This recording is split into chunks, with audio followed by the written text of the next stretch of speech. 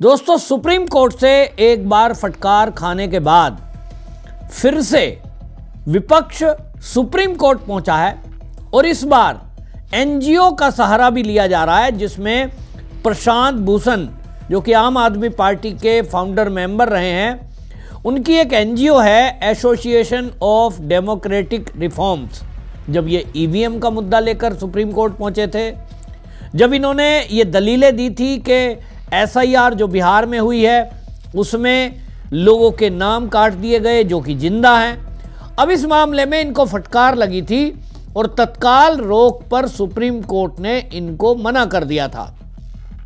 लेकिन अब ये दोबारा से उस मुद्दे पर पहुंचे और इन्होंने कहा कि मुद्दे पर सुनवाई जरूरी है क्योंकि बिहार के अंदर बड़ी संख्या में लोगों के वोट काट दिए गए हैं, हम उसके बारे में सबूत रखना चाहते हैं। सुप्रीम कोर्ट ने असल में प्रशांत भूषण को उस समय डांट लगाई थी, योगेंद्र यादव भी इनमें थे, जब इनको कहा था कि आप ये कह रहे हैं, दावा कर रहे हैं कि 30 लाख लोगों के नाम जो कटे वो तो जिंदे हैं, जिनको चुनाव आयोग मरा हुआ बता रहा है। तब सुप्रीम कोर्ट ने इनको कहा था कि जाओ आप 15 ऐसे लोगों को लेके आओ जो जीवित हों और उनके नाम काट दिए गए हों। ये एक भी नाम लेके नहीं पहुंचे, 1-2 लोगों को लेके पहुंचे, उनका भी खुलासा हो गया कि सब फर्जीवाड़ा था। फिर सुप्रीम कोर्ट ने इनको फटकार लगाई थी और उसके बाद अब लग रहा है कि दोबारा से कोई बैटिंग फील्डिंग की गई है, जिसके बाद अब दोबारा से ये जा रहे हैं। इतना ही नहीं, तमिलनाडु की जो सत्तारूढ़ पार्टी है डीएमके, वो भी सुप्रीम कोर्ट में पहुंचे थे। उन्होंने कहा हमारी बात दोबारा सुनो। टीएमसी पहले से ही पहुंच चुकी है और कांग्रेस तो राहुल गांधी लगातार वोट चोरी का मुद्दा उठा रहे हैं। लेकिन सवाल यह है कि राहुल गांधी एक तरफ प्रेस कॉन्फ्रेंस करके दावा करते हैं कि ब्राजील की एक लड़की का फोटो 20 बार प्रयोग हुआ है। वो दावा करते हैं कि एक ही परिवार के 61 लोग एक ही एड्रेस पर वोट बनी हुई हैं। दूसरी तरफ उनके सारे दावे फर्जी निकलते हैं। ये जो राहुल गांधी ने प्रेस कॉन्फ्रेंस करके ब्राजील की लड़की का फोटो लगा हुआ और वो जो पीपीटी दिखाया उसका वो सोर्स नहीं बताते हैं। एक तरफ वो प्रेस कॉन्फ्रेंस में कहते हैं कि चुनाव आयोग हमें सूची नहीं देता है, वो कहते हैं साहब सूची हमारे पास होती नहीं है। दूसरी तरफ वो प्रेस कॉन्फ्रेंस करके और वो चीज़ दिखा रहे हैं जो चुनाव आयोग के अलावा और किसी वेबसाइट पर नहीं हो सकती।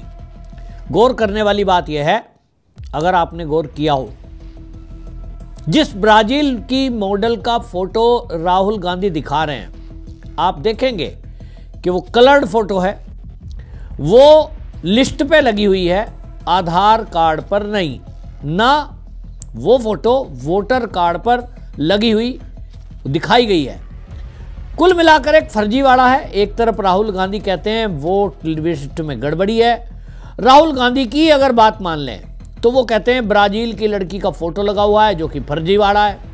दूसरी तरफ चुनाव आयोग जब ये कह रहा है कि अगर कोई इस तरह का फर्जीवाड़ा किसी भी राजनीतिक दल की पार्टी की नज़र में आता है तो हम उसको ये मौका देते हैं बाकायदा, चाहे विधानसभा चुनाव हो चाहे लोकसभा चुनाव हो, कि आप अपने एंड से, अपने तरीके से, अपने कार्यकर्ताओं के जरिए आप घर घर जाकर वेरिफिकेशन करिए। आपको अगर कोई गड़बड़ी नज़र में आती है तो आप उसको चुनाव आयोग की वेबसाइट पर अपलोड कर दिए, चाहे तो हार्ड कॉपी भर के दीजिए, हम उसको ठीक करेंगे। कांग्रेस हो या विपक्षी पार्टी जितनी भी हैं, ये सब जब वोट होते हैं तब तो इनको होश रहता नहीं है, और जब ये हार जाते हैं, जहां हार जाते हैं, फिर ये वहां हल्ला मचाते हैं वोट चोरी हो गई। मान लीजिए वोटर लिस्ट में गड़बड़ी है, तो फिर वोटर लिस्ट में अगर फोटो गलत लगी है तो उसकी आप रिपोर्ट करिए। राहुल गांधी ने जो पीपीटी दिखाई उसमें ब्राजील के मॉडल की जो फोटो लगी है, राहुल गांधी से सवाल है कि आपके हरियाणा यूनिट के जो कांग्रेस के कार्यकर्ता हैं, चुनाव के पहले वहां कहां सो रहे थे? क्या उनको नहीं दिख रहा कि जिस एड्रेस पर वो पर्ची देने गए, देखने गए, वो फोटो नहीं है उसका? और महिलाएं बता रही हैं कि साहब हमने तो ये कंप्लेंट की थी, लेकिन वो फोटो बदलकर, एडिट होकर, ठीक होकर हमारे पास वोटर कार्ड नहीं आया। यानी जो वोटर कार्ड है वोट उन्होंने ही डाला है, वोट चोरी नहीं हुआ। तो राहुल गांधी का वोट चोरी का जो दावा है वो फर्जी है, फोटो गलत लगी हुई है, ये दावा सही निकला, लेकिन वो फोटो लगी है कहाँ है वो भी नहीं है। इसका मतलब कोई बहुत बड़ा षड्यंत्र चुनाव आयोग को बदनाम करने के लिए किया गया है।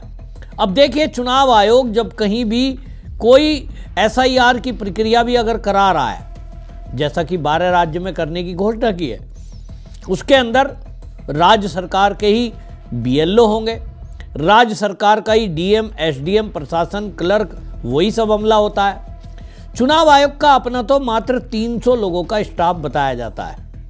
वो हर राज्य के उन्हीं के राज्य के कर्मचारियों के जरिए इस काम को कराता है। तो इसका मतलब यह है कि ये जो वोट लिस्ट में गड़बड़ी हो रही है, कहीं ना कहीं कांग्रेस के द्वारा ही कराई जा रही होगी, ऐसा मेरा अनुमान है, आरोप नहीं है, ये अनुमान है कि कांग्रेसी लोग हर जगह बैठे हैं, इनकी सरकार रही है। और आपको ये भी बता दूं कि कांग्रेसी ही खुद कहते हैं कि सरकार बेशक मोदी की है, सिस्टम सारा हमारा है। तो क्या कांग्रेस ने अपने सिस्टम के जरिए वोटर लिस्ट में गड़बड़ी खुद कराई ताकि कल को जब वो चुनाव हार जाएं तो वो वोट चोरी का मुद्दा उठा सकें? यहां गौर करने वाली बात यह है कि जिन राज्यों में कांग्रेस हारती है केवल वहीं इस मुद्दे को उठाती है, और उसमें भी जहां भारतीय जनता पार्टी की सरकार बनती है केवल आरोप वहां लगते हैं। कांग्रेस हारी तो बंगाल में भी है, बंगाल में ममता बनर्जी है क्योंकि इंडी गठबंधन का वो हिस्सा है, वहां आरोप नहीं लगाएंगे। हारी तो कांग्रेस पंजाब में भी है, आम आदमी पार्टी की सरकार बनी है, लेकिन वहां वोट चोरी का मुद्दा राहुल नहीं कहता। इसका मतलब यह है कि राहुल गांधी ने पूरी प्लान बना रखी है कि टारगेट केवल बीजेपी को करना है, टारगेट केवल मोदी को करना है, टारगेट केवल चुनाव आयोग को करना है। और तो और उत्तर प्रदेश में योगी आदित्यनाथ मुख्यमंत्री हैं और वो 2017 से हैं, उसके बाद 2024 का लोकसभा चुनाव होता है। राहुल गांधी उत्तर प्रदेश से ही सांसद है इस समय, वहां वोट चोरी जैसी चीज नहीं हुई, वहां भी तो मुख्यमंत्री यूपी में बीजेपी के हैं और वो तो योगी बाबा हैं, जिस पर आरोप लगाती है समाजवादी पार्टी के पूरा प्रशासन उनके इशारे पे काम कर रहा है, यानी वहां तो योगी का सिस्टम है। तो योगी के सिस्टम में राहुल गांधी सांसद कैसे बन गए, ये बहुत बड़ा सवाल, और इसका उत्तर राहुल गांधी को देना चाहिए। लेकिन राहुल गांधी इन किसी बात का उत्तर नहीं देंगे। एक बात तय है कि ये बहुत बड़ा एक षड्यंत्र इन्होंने किया हुआ है, चुनाव आयोग हो या मोदी हो, कोई बीजेपी हो, ये राहुल गांधी का जो वोट चोरी का आरोप है इसको आप ट्रेस नहीं कर सकते। और चुनाव आयोग भी बता रहा हूं, बेशक SIR करा ले, ये ठीक नहीं हो सकता 100%, क्योंकि कांग्रेसी खुद बोल चुके हैं सरकार किसी की भी हो, सिस्टम हमारा है। तो सिस्टम में इनके लोग बैठे हैं।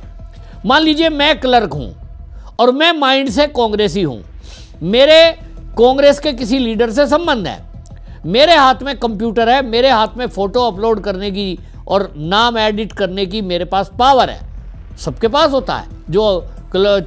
जो अधिकारी काम करते हैं जिस समय ये वोट बनने का काम होता है, किसी की फोटो किसी पे चेप दूंगा, किसी की फोटो किसी पे लगा दूंगा, किसी के नाम की स्पेलिंग मिस्टेक कर दूंगा, किसी का मकान का एड्रेस गलत कर दूंगा। और मैं तो बचपन से जब से देखता आया हूं, मेरे माँ बाप वोट डालते रहे तब भी उनकी फोटोएं गड़बड़ होती थी और स्पेलिंग मिस्टेक गड़बड़ होता था। आदमी की जगह औरत का नाम लिखा होता था, औरत की जगह आदमी का, यानी पुरुष लिंग जो है, किसी को स्त्री किसी को पुरुष, ऐसा अक्सर देखते आए। फिर मैं जब से वोट डाल रहा हूं, मुझे वोट डालने का अधिकार जब से मिला, उसके बाद से कम 10 से 15 बार मैंने वोट कर दिया होगा। मैंने भी देखा है कि मेरी ना तो फोटो ढंग की कभी आज तक आई, ना कभी उसमें नाम पूरा आया, जो नाम है आधा अधूरा। पवन है, कुमार त्यागी नहीं लिखा, जबकि पूरा नाम लिख के दिया मैंने खुद कि कुमार त्यागी, त्यागी नहीं लिखा, खाली पवन। अब भैया पवन लिख दिया, इससे क्या होता है? तो मेरा पूरा नाम क्यों नहीं लिखा, फोटो अच्छी ढंग की क्यों नहीं लगाई, कैमरे अच्छे क्यों नहीं थे, मैंने जो पासपोर्ट फोटो दी वो ठीक क्यों नहीं एडिट की? ये बहुत सारे सिस्टम हैं। मुझे लगता है कि कांग्रेसियों ने ये अपने सिस्टम के जरिए गड़बड़ी कराकर एक मुद्दा बनाने के लिए ये तरीका खोज रखा है। और राहुल गांधी को क्या दिक्कत है, जब पहले ही पता होगा कि किस राज्य में हमने कौन सी लिस्ट में गड़बड़ी की है, कितने फर्जी नाम जोड़े हैं, जोड़ने तोड़ने का, फोटो एडिट करने का काम सब मेरे हिसाब से तो कांग्रेसियों ने किया है।